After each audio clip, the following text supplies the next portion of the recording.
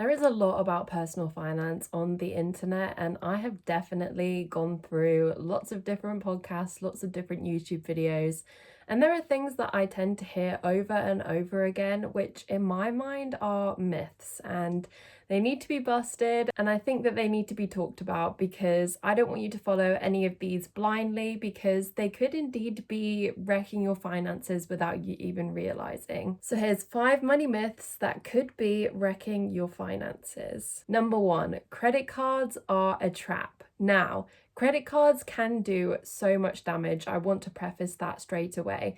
But actually, if you use credit cards correctly, they can help either save you money or even make you money.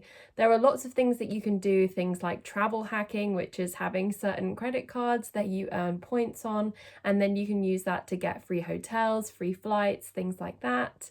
Or just like I do, you can get cash back on the things that you were going to spend your money on anyway. So I have a 1% cash back on all purchases through Lloyd's, and that means that every time I spend my money, I'm getting 1% back, and then at the end of the year of using it, I get that in a lump sum into my bank account.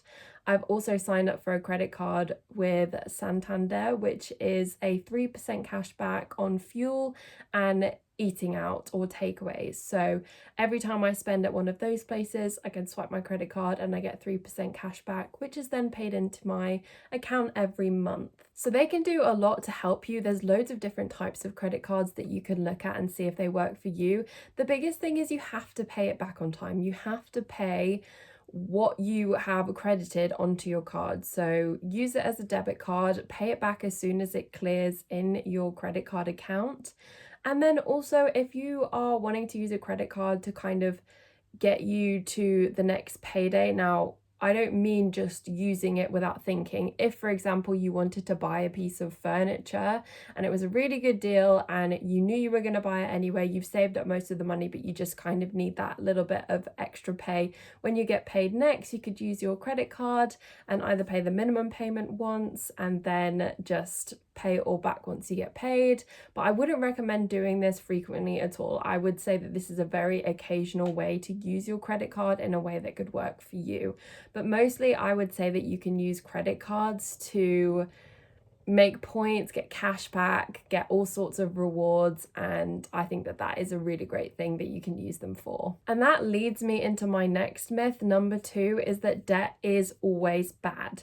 Yes, debt can be this thing that feels heavy, that you carry with you, that feels impossible to pay down, but there are a few things that I want to bring forward about debt. Debt is actually really useful when it comes to things like your credit score. A credit score it uses lots of different things, but a credit score basically gives you the credibility to be able to borrow amounts of money, or for example, for renting, for us, we needed to show our credit score to some places just so they know that you're a reliable spender. Credit is built by borrowing money and paying it back. So just like having a credit card, if you're using it wisely, then that's going to increase your credit score. And the same with getting any sort of loan and paying it back on time. That is going to actually increase your credit score, make you more credible, and make you someone that people want to loan money to. There are different types of debt as well. Obviously, if you're carrying credit card debt, that can be some of the most lethal debt that just has lots of interest, high interest rates that can feel difficult to pay down. But for example, a mortgage is debt, and that's not something that you're usually paying back quickly. It can take up to 30 years and you carry that debt, but you're getting a benefit because not only are you owning your own home, but that is becoming an asset the more that you pay off. And for many other reasons, a mortgage can be a really great thing, even though it is a mass amount of debt. Also, I recently took out a car loan, which is it was £3,000 to be able to pay for the rest of my car. And while that was a big expense and I do have to pay back the minimum every month, it has brought so much joy and freedom to my life that the debt was worth it. I weighed up the option. I knew I was going to have to take a while to pay it back because of some of my other financial goals, but the freedom of having a car and being able to drive and go places wherever I want to me, that's worth it. So these kinds of loans can really help you in a certain situation, and they might outweigh the cost of having a minimum payment of debt to pay each month. It's really up to you and making an informed decision. And finally, about debt is that a lot of people will tell you that if you have debt, you need to pay it off before you do anything else as quickly as possible. But I'm here to tell you that that might not always be the best thing. If you don't have a good amount of savings in terms of thinking about emergencies or inconveniences, things that you might have to pay for that crop up, you might just end up getting into more debt. So I would recommend that make sure that you're trying to pay minimum payments on debt as much as possible, but then also you're setting aside money each month into some sort of pot or multiple savings pots to be able to pay for things like car repairs or emergency travel or something that might crop up that you just weren't ready for. Number 3, the third myth is that investing is the be and end all of smart financial decisions. Now, I'm not here to say that investing is bad, because I am aware that investing is a really great way to build your wealth over a long period of time. But there are a few reasons why you shouldn't be investing. The first one, like I said with the debt, if you don't have savings to cover non-monthly expenses, and this can be things you expect like car repairs or an annual fee, or maybe your water bill comes out every 6 months like mine does. If you don't have money set aside to cover these things, then you're just going to be getting into more debt. But also, you shouldn't be investing anything that you might need to pull from. So you should have some sort of savings account where you're putting these kinds of expenses, or you're saving for them over a long period of time. Now, I don't recommend just an emergency fund. I think that there are a lot of things that you can plan for, and you don't necessarily just need a pot of money for all of that, because for me, there are things that you can predict and they're not emergencies, but you could have things like a month ahead fund where you are saving for your next month of expenses, or you just have an income replacement fund in case you end up losing your job. But yes, I think if you don't have a decent amount of savings set aside for those sorts of things, then you shouldn't be investing.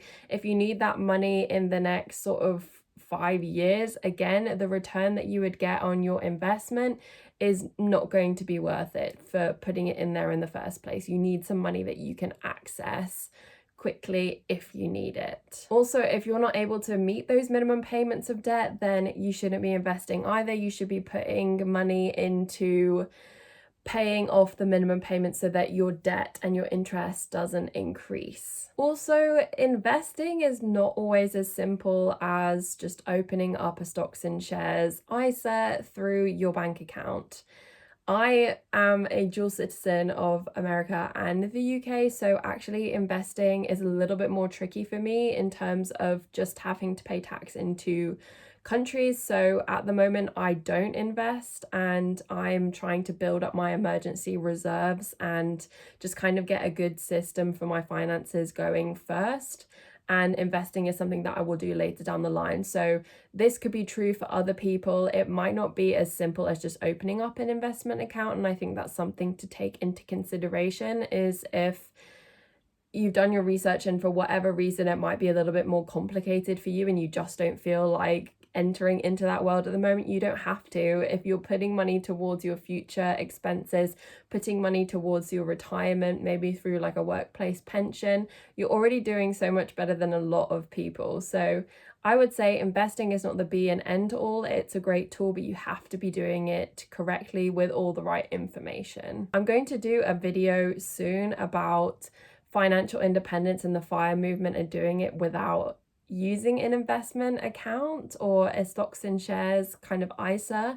So if you want to watch that video, it will be coming out next week. So just hit the subscribe button. Myth number 4, if you're on a low income, you have to be frugal. This is what my channel is all about. It's having a low income, but still being able to have the life that you want and build a life that you love. The first thing is just being mindful with your spending. And I would argue that no matter what your income is, whether it's, £20,000 a year or £150,000 a year, you need to be mindful with where that money is going. You need to know what's coming in, what's going out every single month, what your expenses are, and what you actually need to have money for each month. So if you don't already have a budget or you're not tracking your expenses, that is always the first step, and that clarity can show you exactly what your money can do for you. Firstly, just see what your essential expenses are. What are the things you have to pay each month? What are your bills? What are your subscriptions? What are your variable costs like petrol or groceries? And if you can knock off a few of those essential expenses, that just means you've got more money to play with.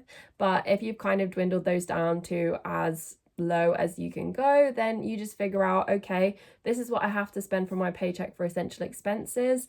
And then basically the rest is just for you to decide, what do you need to put money aside for in the future, for those non-monthly expenses, for those savings goals, and then also what amount of money do I want to set aside for fun money each month, because you should be having fun money each month.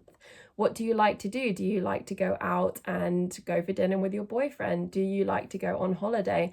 Do you like to go and browse the charity shops? Put money aside for that. You need to be enjoying your money. You've worked hard for it. You are allowed to enjoy it. So being ultra frugal when you don't need to be is only going to hurt your chances of having long-term savings and hitting the goals that you want to hit. So it's just making sure that you're really clear on those, and then you just need to be a little bit smart with your spending. I have an entire video about building your dream life into your budget, and you should check that video out next. I'll put it in the description. Myth number 5, there is a right way to do your finances, to budget, and that is just so not true. Everybody is individual. Everybody has different amounts of money coming in each month at different times of the month. People live in different countries, have different family situations, housing situations. How can there be a one size fits all for how you should manage your money? There just isn't, and that completely takes the fun out of it. You can do your research, you can get into personal finance, and you can have a lot of fun with it. And to be honest, for me, it's just, I've weeded out the bits that I don't really care about or I don't really want to do, and then I just build a financial routine that I enjoy. You also have to change your budget as you go, change your plan as priorities change, as you save for different goals throughout the years.